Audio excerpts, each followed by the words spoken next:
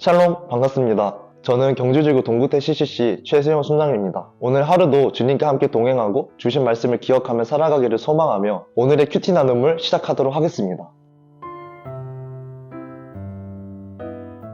6월절이 얼마 남지 않았을 때 예수님은 자신이 하나님 아버지께로 돌아갈 것을 깨달았습니다. 그리고 자신이 사랑하는 사람들을 끝까지 사랑하기로 하셨습니다.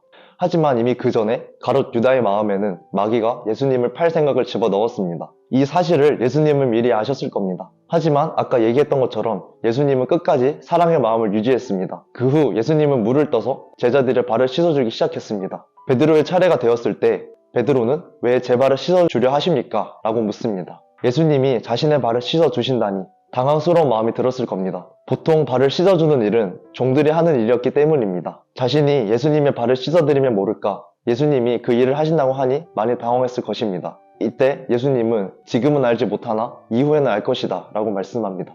이 말을 듣고도 베드로는 절대로 못한다고 고집을 부렸지만 예수님은 내가 너를 씻기지 아니하면 나와 상관이 없다 라고 말씀하십니다. 이 말을 들은 베드로는 자신의 손과 머리도 씻어달라고 얘기합니다. 예수님과 자신이 상관없다고 얘기하시니 많이 놀랐을 겁니다.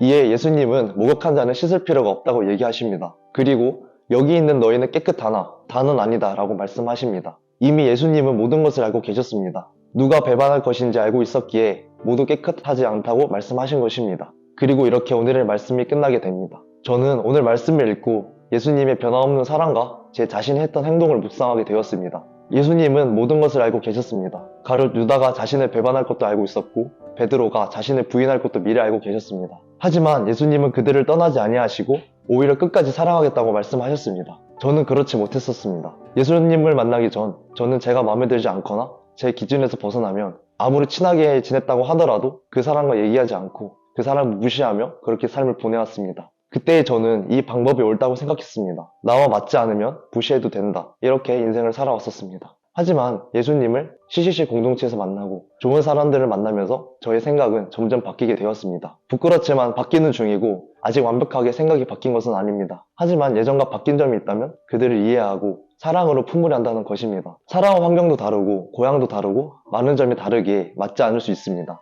하지만 한 가지 공통점은 이 공동체에 모인 우리 모두가 하나님의 자녀라는 것입니다. 하나님의 자녀가 아니었다면 우리는 이 공동체에 모이지도 않았고 각자 살고 싶은 대로 살아갔을 것입니다. 청년의 때에 같은 신앙인을 만나 영적 생활을 하는 것이 참 소중하다는 말을 많이 합니다. 하부과 사역을 병행하며 치열하게 싸우고 있는 순장, 순원들이 우리에게 정말 소중하다는 생각을 새삼하게 됩니다. 이들의 환경이나 성향 등 어떠한 것도 상관없이 끝까지 사랑해야겠다는 묵상과 적용을 함께 하게 되었습니다. 오늘 말씀을 통해 주위에 있는 동역자의 소중함을 일깨워주신 주님께 감사합니다. 동역자의 소중함 믿지 않고 사역에 임하는 제 자신이 되기를 소망합니다. 말씀을 통해 저를 일으켜주신 하나님께 정말 감사드리며 오늘 묵상을 마무리하도록 하겠습니다.